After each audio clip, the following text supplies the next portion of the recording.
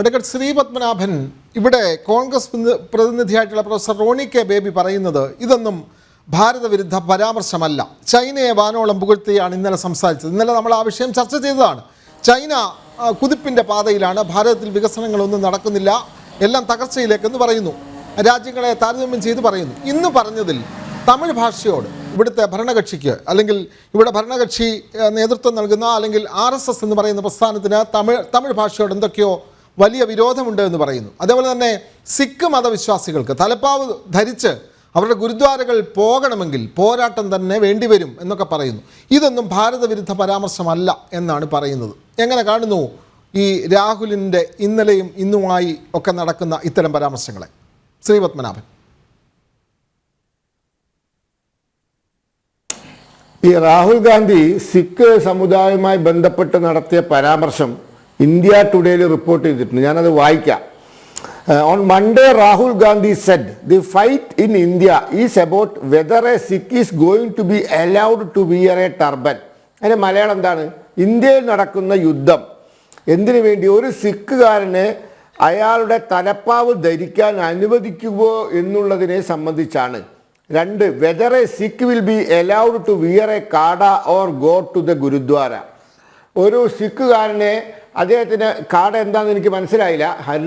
ഹർപീസ് പൂരി ഇന്നത്തെ കേന്ദ്രമന്ത്രി പറഞ്ഞത് എനിക്കിത് എന്താണെന്ന് അറിയില്ല എന്നാണ് പറഞ്ഞത്. അപ്പോൾ ഇത് ധരിക്കാനോ അല്ലെങ്കിൽ ഗുരുദ്വാരയിൽ പോകാനോ അനുവദിക്കുമോ എന്നുള്ളതിനെ സംബന്ധിച്ചാണ് യുദ്ധം. ഇയാൾക്ക് എന്തിൻ്റെ കുഴപ്പമാണ്? ഞാൻ അറിയാൻ ചോദിക്കുക, വാട്ട് ഈസ് ഹിസ് പ്രോബ്ലം? ഞാൻ ഇന്ന് അത് ചിന്തിച്ചു, ഇയാൾക്ക് എന്താ പ്രോബ്ലം? അപ്പം എനിക്ക് ഉത്തരം കിട്ടി. നരേന്ദ്രമോദി പാർലമെൻറ്റിൽ പറഞ്ഞൊരു വാക്കുണ്ട്, ഞാനത് ഓർമ്മിപ്പിക്കാം. ബാലക് ബുദ്ധി, ബാലകൻ്റെ ബുദ്ധി, ചെറിയ കുട്ടികളുടെ ബുദ്ധിയാണ്, ചെറിയ കുട്ടികളുടെ ബുദ്ധിയാണ്, അല്ലാണ്ട് ആരും ഇങ്ങനെ പറയില്ല. കാരണം പഞ്ചാബിലെ ആണല്ലോ സിഖ് സമുദായം കാര്യമായി ജീവിക്കുന്നത്, പിന്നെ ഡൽഹി, ഹരിയാന ചുറ്റു പ്രദേശങ്ങളിൽ, ബാക്കി വടക്കേന്ത്യൻ സംസ്ഥാനങ്ങളിലൊക്കെ ചില സംസ്ഥാനങ്ങളിൽ ഗണ്യമായ ജനസംഖ്യയുണ്ട്, ചില സംസ്ഥാനങ്ങളിൽ ഇല്ല. ഏതായാലും ഈ പ്രദേശങ്ങളിലാണ് ഹിമാചൽ പ്രദേശ്, പഞ്ചാബ്, ഹരിയാന, ചണ്ഡീഗഡ്, ഡൽഹി, രാജസ്ഥാൻ, ഈ പ്രദേശങ്ങളിലാണ് സിഖ് സമുദായം ജീവിക്കുന്നത്. ഇവരുടെ ഏറ്റവും വലിയ സംഘടന SGPC ആണ്, ശിരോമണി ഗുരുദ്വാര പ്രബന്ധക് കമ്മിറ്റി. അവരിങ്ങനത്തെ ഒരു പ്രസ്താവന ഇറക്കിയിട്ടില്ലല്ലോ. പഞ്ചാബിലൊരു മുഖ്യമന്ത്രിയുണ്ട് സിഖ് സമുദായത്തിൽ നിന്നുള്ള മാൻ, നമ്മുടെ ആം ആദ്മി പാർട്ടിയുടെ മുഖ്യമന്ത്രി. അവരിങ്ങനെയൊന്നും പറഞ്ഞിട്ടില്ലല്ലോ. കേന്ദ്ര മന്ത്രിസഭയിൽ ഒരു മന്ത്രിയുണ്ട്, ഹർപ്രീത് പൂരി കൂടാതെ റവനീത് സിംഗ് ബിട്ട. ആരാന്നറിയോ? പഴയ കോൺഗ്രസിൻ്റെ പഞ്ചാബ് മുഖ്യമന്ത്രി BN സിംഗിൻ്റെ മകൻ്റെ മകനാണ്. ഇപ്പോൾ കോൺഗ്രസ്സുകാരെ മക്കളും മുൻ മുഖ്യമന്ത്രിമാരുടെ മക്കളും മക്കളൊക്കെ BJPയിലാണല്ലോ. അപ്പോൾ അവിടെ അതുണ്ട്. മകൻ്റെ മകൻ റവനീത് സിംഗ് ബിട്ട ഇത് പറഞ്ഞിട്ടില്ലല്ലോ. അല്ലല്ല, അത് അല്ല, ജ്യോതിരാദിത്യ സിന്ധ്യ BJPയിലല്ലേ? ജ്യോതിരാദിത്യ സിന്ധ്യ BJPയുടെ കേന്ദ്രമന്ത്രിയല്ലേ? പിന്നെ നമ്മളെ ജിതിൻ പ്രസാദ BJPയിലല്ലേ? അപ്പോൾ അതൊക്കെ നടക്കുന്നുണ്ട്, അത് വേറെ വിഷയം. അപ്പോൾ ഞാൻ പറഞ്ഞു വന്നത്, ഇങ്ങോട്ട് ഈ വിവരം എവിടുന്ന് കിട്ടി? ഇന്ത്യയിലെ ഒരു സിഖ് നേതാവും പറയാത്ത കാര്യം, അതല്ലെങ്കിൽ ഇന്ത്യയിലെ ഒരു രാഷ്ട്രീയ നേതാവും പറയാത്ത കാര്യം, ഇന്ത്യയിലെ ഒരു രാഷ്ട്രീയ നിരീക്ഷകനും പറയാത്ത കാര്യം, ശിരോമണി ഗുരുദ്വാര പ്രബന്ധക് കമ്മിറ്റി പറയാത്ത കാര്യം ഇങ്ങോട്ട് എവിടുന്ന് കിട്ടി? അപ്പം അതാ ഞാൻ പറഞ്ഞത്, ബാലക് ബുദ്ധി, കുട്ടികളുടെ ബുദ്ധിയാണ്.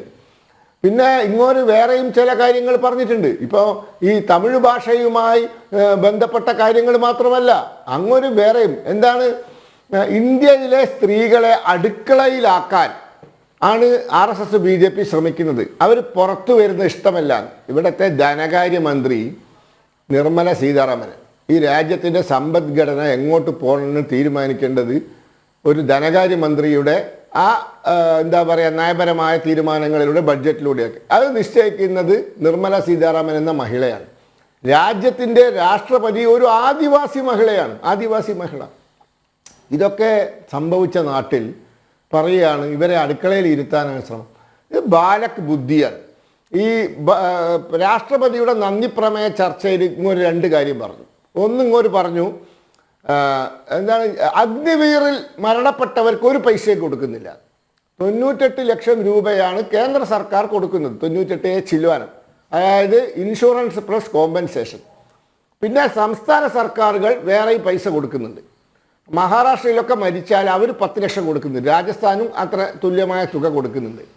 അപ്പോൾ ഈ സംഗതി രാജ്യത്ത് പകൽ പോലെ സ്പഷ്ടമായിരിക്കെ, അഗ്നിവീറിൽ ഇരിക്കെ മരിച്ച 2 പേർക്ക്, ഒന്ന് മഹാരാഷ്ട്രയിൽ നിന്നും ഒന്ന് രാജസ്ഥാനിൽ നിന്നാണ് എൻ്റെ ഓർമ്മ, അവർക്കൊക്കെ 1 കോടിയിലധികം രൂപ കിട്ടിയിരിക്കുന്നു.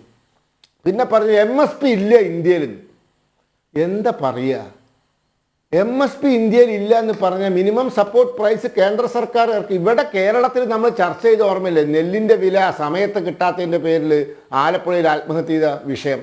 അപ്പം നമ്മളന്ന് പറഞ്ഞല്ലോ 21 രൂപ കേന്ദ്രം കൊടുക്കുന്നു, 7 രൂപ സംസ്ഥാനം കൊടുക്കുന്നു, അങ്ങനെ 28 രൂപ കൊടുക്കുന്നു എന്ന്.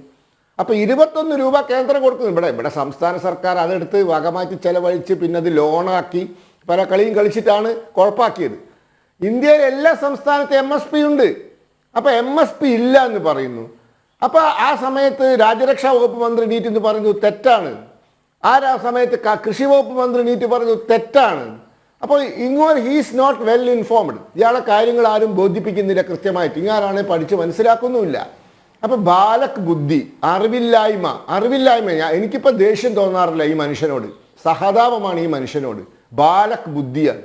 ഇന്നലെ ഈ ചർച്ചയിൽ പങ്കെടുത്ത ജനൻ ചാനലിൽ തന്നെ പങ്കെടുത്ത ശ്രീ മോഹൻ തോമസ് ഒരു കാര്യം പറഞ്ഞു. ഒരു വിദേശ രാജ്യത്ത് പോയി സംസാരിക്കുമ്പോൾ രാജ്യത്തിൻ്റെ പ്രതിപക്ഷ നേതാവ് ശ്രദ്ധിക്കണം. നമ്മുടെ രാജ്യത്തെ ഇകഴ്ത്തി കാണിച്ച് നമ്മുടെ രാജ്യത്തിന്റെ മോശമായ രീതിയിൽ ചിത്രീകരിച്ച് ഇല്ലാത്ത കാര്യങ്ങൾ പറയരുത്. BJP-കാരനല്ല പറഞ്ഞത്, ഒരു നിഷ്പക്ഷ നിരീക്ഷകനായ മോഹൻ തോമസ് വളരെ നല്ല രീതിയിൽ കാര്യങ്ങൾ നിരീക്ഷിക്കുന്ന ആളാണ്. പലപ്പോഴും BJP-യെ നിശിതമായി വിമർശിക്കുന്ന ആളാണ് അദ്ദേഹം. ഇന്നലെ ജനറൽ ചാനലിൽ പറഞ്ഞ നമ്മൾ കേട്ടല്ലേ. അപ്പോൾ ഒരു പ്രതിപക്ഷ നേതാവ് എന്ന നിലയിലേക്ക് വളർന്നിട്ടില്ല. ഒരുപക്ഷെ ബുദ്ധിപരമായ പ്രശ്നം കൊണ്ടായിരിക്കും. ബാലക് ബുദ്ധി എന്ന് നരേന്ദ്രമോദി പറയണമെങ്കിൽ 11 കൊല്ലം മുഖ്യമന്ത്രിയും 10 കൊല്ലം പ്രധാനമന്ത്രിയും ആയ ഒരാളുടെ നാവുമെന്നാണല്ലോ വാക്ക് വീണത്. അത് വെറുതെ വീഴൂല, പാർലമെന്റിന്റെ അകത്തുനിന്നാണ് പറഞ്ഞത്, പുറത്തുനിന്നല്ല. ബാലക് ബുദ്ധി. അപ്പോൾ ഇങ്ങനെ നിരുത്തരവാദപരമായി പഠനങ്ങൾ നടത്താതെ, ആരെപ്പറ്റിയാണ് പറയുന്നതെന്ന് പോലും അറിയാതെ ഓർക്കാതെ സ്വന്തം രാജ്യത്തെ പറ്റി ഇവിടെ സിഖുകാർക്ക് തലപ്പാവ് ധരിക്കാൻ എന്താ ഒരു ബുദ്ധിമുട്ട്? അവർക്ക് ഗുരുദ്വാരയിൽ അല്ല, സിഖുകാർ തലപ്പാവ് ധരിച്ച അല്ല ശ്രീപത്മനാഭൻ, തലപ്പാവ് ധരിച്ച സിഖുകാർക്ക് തലയില്ലാതെ പോയ കാലഘട്ടം ഉണ്ടായിട്ടുണ്ട്. ഡൽഹിയിൽ തലപ്പാവ് ധരിച്ചതിൻ്റെ പേരിൽ അവരുടെ ശിരസ്സറുത്ത ഒരു പാർട്ടി, ആ കലാപത്തിന് നേതൃത്വം കൊടുത്ത പാർട്ടികളാണ് ഇപ്പോൾ പറയുന്നത് സിഖുകാർക്ക് ഇവിടെ ഗുരുദ്വാരയിൽ പോകാൻ കഴിയില്ല എന്നുള്ളത്. അത് വളരെ പ്രധാനപ്പെട്ട കാര്യമാണ്. റിട്ടയർഡ് കേണൽ ശ്രീ ഡെന്നിയിലേക്ക് പോകേണ്ടതുണ്ട്. ജഗദീഷ് ടൈറ്റ്ലർക്ക് ചാർജ് ഷീറ്റ് ഫയൽ ചെയ്തു കഴിഞ്ഞ ആഴ്ച. നിരവധി ഉദാഹരണങ്ങളുണ്ട്.